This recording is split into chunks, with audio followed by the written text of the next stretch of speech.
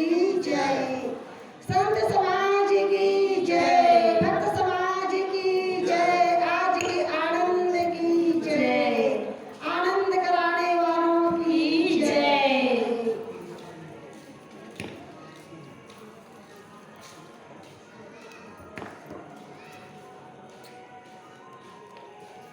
कबीर नामं परमं पुनीतं, युगे युगे स्वामी हरन्ति दुःखं, दातारमुक्तं पुरुषं पुराणं, चरणारविन्दं सततं नमामि, चरणारविन्दं सततं नमामि।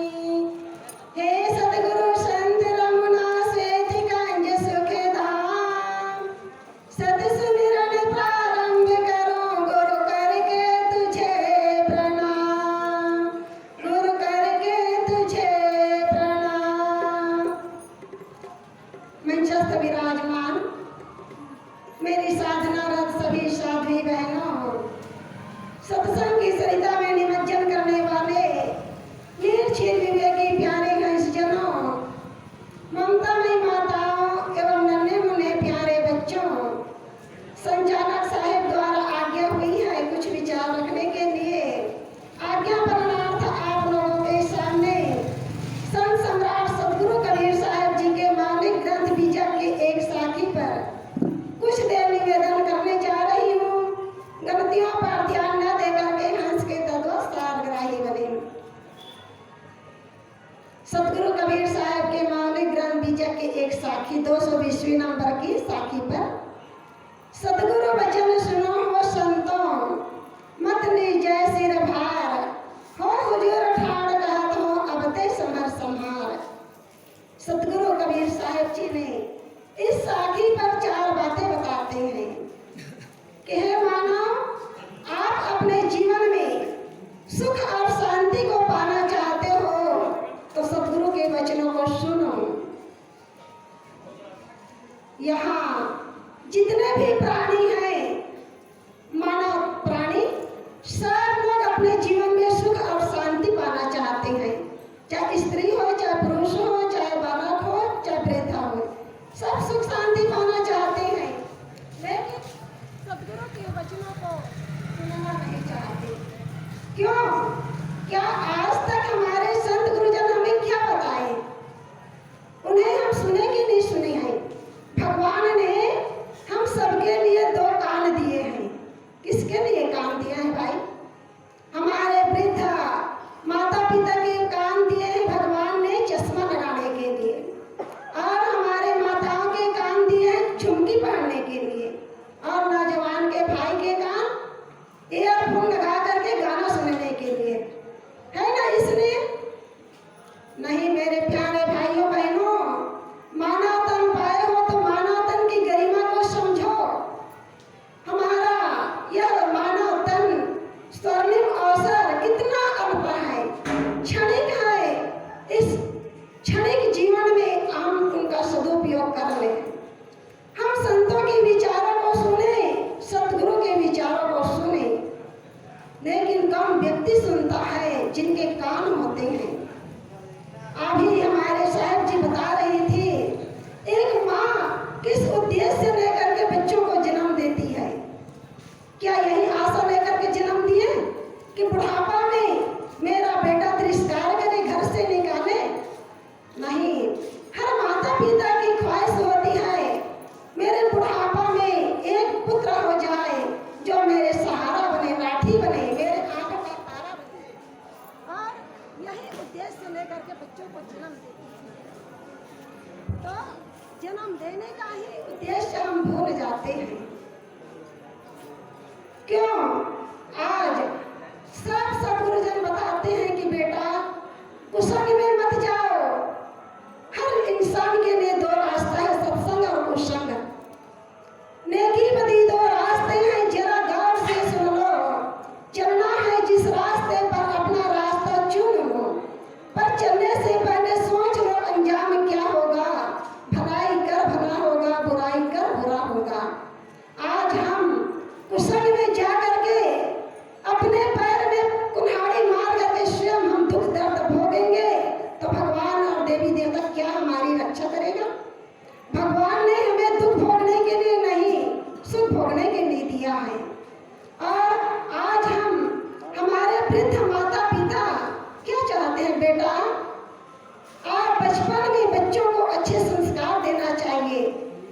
बच्चों को धनवान ना बना सके कोई बात नहीं, चरित्रवान तो बनाइए। और चरित्रवान बच्चा ऐसा नहीं कहेगा, वह तो एक सपूत बन करके माता पिता के बुढ़ापा का सहारा बनेगा। और यही उद्देश्य लेकर के अपने बच्चों को जो संस्कार देते हैं, जो माता पिता संस्कारी होते हैं, बचपन से बच्चों को पढ़ाते जाइए। बेटा, आपका जीवन एक नन्हा सा फूल की तरह है। फूल में जैसे सुगंधी रहती है, फूल नम्र होता है और फूल खिला हुआ रहता है, उसी प्रकार बेटा आपके जीवन में हमेशा सद्गुण के, सत्कर्म के, सदाचार के सुगंध हमेशा फैलती रहे। और हमेशा आपके जीवन में कितना भी धन आए, पद आए, प्रतिष्ठा आए, कभी भी अभिमान मत करना। विनम्र रहना, विनम्र आदमी का आभूषण है, अहंकार आभूषण नहीं है। और तीसरी बात है, हमेशा प्रसन्नता से खिले रहना। सबके जीवन में दुख आते हैं, सुख आते हैं, लेकिन दुख और सुख धूप छांव की तरह चले जाते हैं, हमेशा रहने के लिए नहीं आते। और आपके द्वार पर जो भी आए उनको प्रणाम करना। आप भोजन दे सको तो दे दो, भोजन नहीं तो कम से कम एक गिलास पानी तो पिला सकते हो। और इतना भी नहीं कर सकते तो कम से कम मीठी जबान बोल सकते हो, बैठने के लिए कह सकते हो, ऐसा कहना बेटा। और हमारे घर में जितने देवी देवता हैं, हमारे वेद के ऋषियों ने 4 प्रकार के देवी देवता बताए, माता पिता गुरु और अतिथि।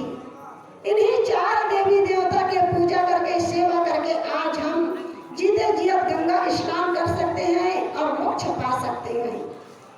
तो ऐसे संस्कारित जो माता पिता होंगे वही बच्चों को संस्कार दे पाएंगे। आज जिस वृक्ष की छाया में आज हमारे सामने यह बरगद का वृक्ष है, कौन महापुरुष ये वृक्ष को लगाए होंगे, क्या उद्देश्य से लगाए? जो भी धूप से तपते हुए, गर्मी से तपते हुए व्यक्ति आएगा बाहर से, वृक्ष की छाया में बैठ करके आराम करेगा, शांति का अनुभव करेगा, यही उद्देश्य से लगाए गए। और आज हमारे नौजवान युवा भाइयों ने उन्हें संभाल करके रखा, अच्छा से चबूतरा बना दिया ताकि हम बैठ करके शांति अनुभव करें। ऐसे हमारे जो माता पिता समझदार होते हैं, बच्चों को वही भक्ति का बीज बच्चों के अंदर संस्कार डालें, ताकि वह भक्ति का बीज हमेशा पल्लवित होते रहे, ना मुरझाए। और जो संस्कारित से हमारे माता पिता संस्कारित हैं, वही बच्चों को हम कह करके नहीं, करके दिखाना चाहिए। विद्यार्थी बच्चों को शिक्षक तो कह करके बता देते हैं, लेकिन संत गुरुजन और सज्जन महापुरुष करके दिखाते हैं, बेटा आप अपने जीवन को ऐसे बनाओ। और वही संस्कार लेकर के हमेशा जीवन धारण करना चाहिए। हम हमेशा किनके शरण में रहना चाहिए? 3 लोगों के सानिध्य में हमेशा जीवन जीना चाहिए। बचपन में बच्चा किसका सानिध्य लेता है? माँ का, क्योंकि माँ गर्भ में बच्चों को 10 महीना धारण करती है, जन्म देती है, दुख सह करके पालन पोषण करती है, खिलाती पिलाती है माता पिता। इसलिए बचपन में हमारी माँ हमें संभाल करके रखते हैं, इसलिए हम माता पिता के ऋण से कभी उऋण नहीं हो सकते। हम समझते हैं कि हम कह दें कि हमारे माता पिता के लिए अपने चाम से जूती बना करके पहना दे तो भी हमारा अहंकार है।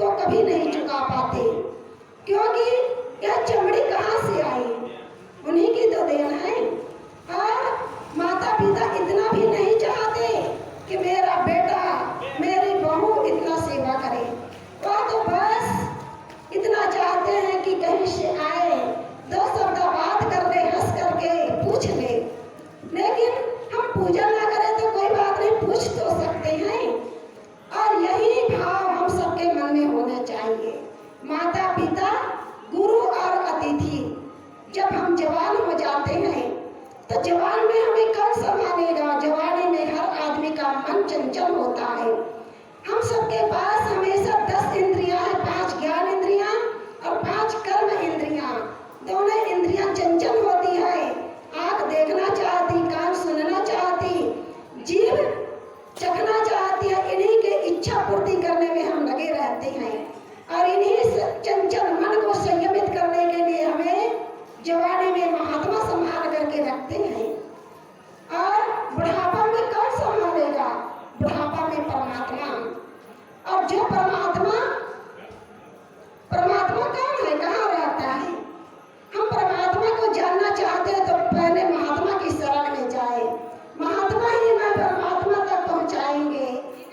हमारे संत गुरुजन जो ज्ञान दिए हैं, हमारे माता पिता ने जो संस्कार दिए हैं, उन्हीं को धारण करके जो हमारे मन मंदिर के आराध्य देव जीव आत्मा है, वही हमसे सबसे बड़ा परमात्मा है। और उस पुण्य आत्मा को हम समझ जाएंगे तो अपने आप में दुखी नहीं होंगे।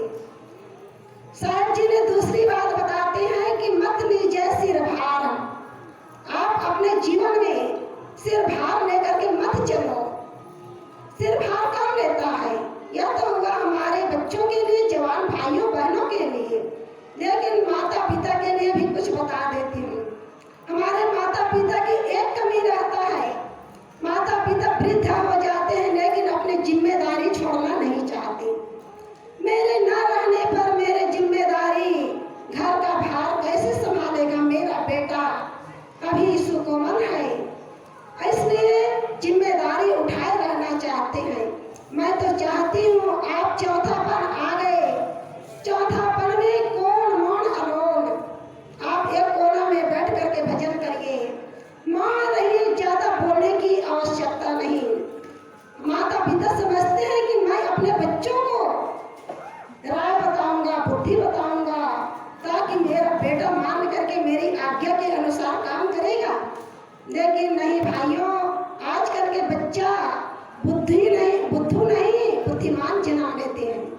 बुद्धिमान बच्चों को बताने की जरूरत नहीं, एक बार दो बार बता दो, डायरेक्ट कहेंगे बच्चा, बाबूजी माँ आप चुप बैठिए कोना में, बताने की जरूरत नहीं, मैं समझदार हूँ, सब कुछ जानता हूँ।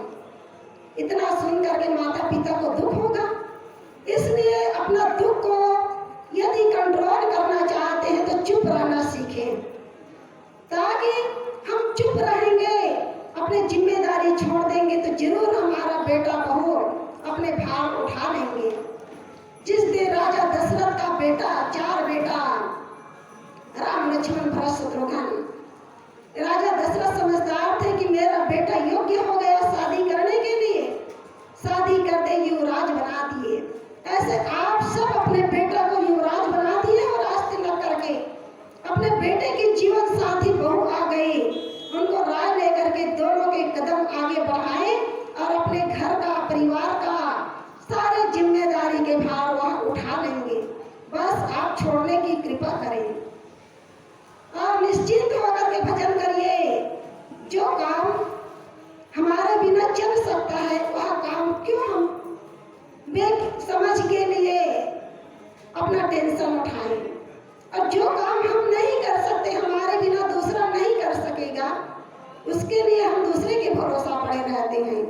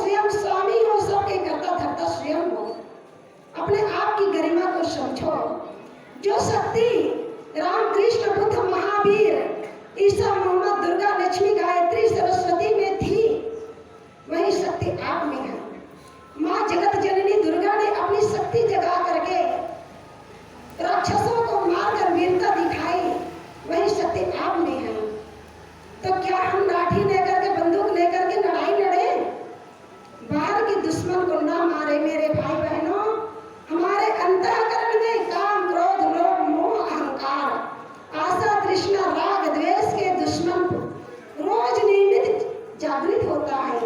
हम उनको मार करके राम स्वयं विजय पाए, ऐसे हम राममय विजय पूर्वक जीवन जिए। चौथी बात साहब ने कहते हैं, अब दे संभल संभाल, अब स्वयं संभलो और दूसरों को भी संभालो। जो माता पिता संभले हुए होते हैं, संस्कारी होते हैं, अपने बच्चों को संभाल करके रखते हैं, और जो माता पिता संभले नहीं है तो कैसे संभालेगा भाई? इसलिए स्वयं संभलो और बच्चों को संभालो। हर माता पिता चाहते हैं कि मेरे न रहने पर मेरा बेटा मेरा नाम रोशन करे। मेरे और जिस प्रकार से सूर्य चंद्रमा आकाश में प्रकाशवान है, वैसा मेरा बेटा मेरी बेटी प्रकाशवान होकर के नाम रोशन करे। सब चाहते हैं, कौन चाहते हैं कि मेरा बेटा चोर बने, डाकू बने, हत्यारा बने? कोई नहीं चाहते। जैसे हम चाहते हैं वैसे हम स्वयं पहले बन करके दिखाएं और उनको देख करके हमारे बच्चा स्वयं सीखेगा। जैसे साचा होगा वैसे ईंट निश्चित होगा। और वही संस्कार आज हमारे माता पिता ने अपने बच्चों को दिए हैं, वही हम अपने बच्चों को दें। और जो भक्ति के बीज हमारे माता पिता ने पौधा लगाए हैं वह मुरझाने ना पाए। हमारे गुरु जी मेरे मामा जी हैं। मैं तो देखती हूँ, राजा दशरथ को तो नहीं देखी थी, लेकिन आज सचमुच में मेरे मामा जी दशरथ के समान आज उनके सामने चार चार बेटा उपस्थित है। कितना आज्ञाकारी बेटा है। चारों बेटा ने मिल करके अपने पिताजी की आज्ञा का पालन किया। कहते हैं कि मेरे न रहने पर के मेरे को मुक्ति दिलाए आकर के जीव आत्मा को, लेकिन हमारे गुरु जी ने जो समझदार है, जीते जी मुक्ति मरने में हमारा या तेरी करेगा कि नहीं करेगा मेरा बेटा, क्या भरोसा। इसलिए अपनी तेरी स्वयं कर लेना चाहिए, अपनी श्रद्धांजलि सभा स्वयं मना लेना चाहिए।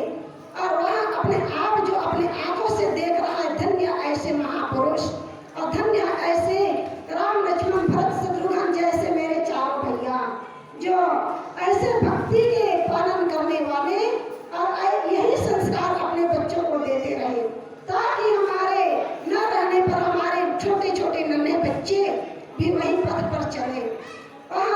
क्योंकि हम भक्ति के मार्ग में नहीं चलेंगे तो दूसरा मार्ग तो जाना ही पड़ेगा। कुसंग में जाएगा बेटा, सत्संग में लाना है तो लाइए, नहीं तो उसके लिए बेटा कुसंग में जाकर के ताश खेलेगा, शराब पिएगा, मांस खाएगा, मदरा पिएगा और अपने घर को सत्संग स्थल न बना करके शराब का अड्डा बनाएगा। यह निश्चित है हम क्या बनाना चाहते हैं अपने घर को, मंदिर या शमशान। या तो हम सब जानते हैं मंदिर बने, लेकिन क्या हमारे देवी देवता आकर के बनाएंगे मंदिर? हमारे देवी देवता जैसे माता बहन बैठी हो, आप लोगों के हाथ में वह सब हथियार है, औजार है, आप जरूर बनाइए। आज हम माँ जगत जननी की मूर्ति की पूजा क्यों कर रहे हैं? कहते हैं मूर्ति हमें कुछ नहीं देती, चित्र हमें कुछ नहीं देता। क्यों नहीं देता? आदमी लेना चाहते हैं तो उस चित्र से भी सब कुछ ले सकते हैं। जिनके जो व्यक्ति चरित्रवान होते हैं उनके चरित्र की साथ साथ उनके चित्र की पूजा होती है, और उनके चरित्र ही उनके चित्र में छुपे होते हैं। हम मंदिर में जाकर के उनके चित्र को देखें और उनके चरित्र की याद करें। काश आपने अपने जीवन को कैसे देवी जैसे बनाया, देवता जैसे बनाया। मेरा भी यदि आपके चरण कमल से यदि मैं आपके पद चिन्ह में चलने का प्रयास करूं तो जरूर हम लोग तो भगवान नहीं बन सकते, लेकिन कम से कम इंसान तो बन सकते हैं। एक अच्छा बेटा बन सकते हैं, एक अच्छा बेटी बन सकते हैं, एक अच्छा बहू बन सकते हैं। हम सब उदाहरण देने के काबिल बन करके दिखाएं।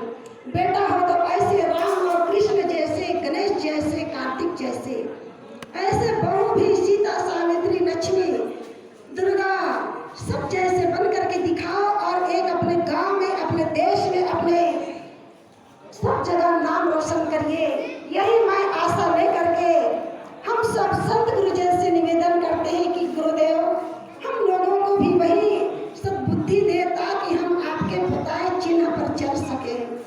भी अपने जीवन को कम से कम फूल नहीं बना सकते तो कांटा भी ना बनाए। हर कोई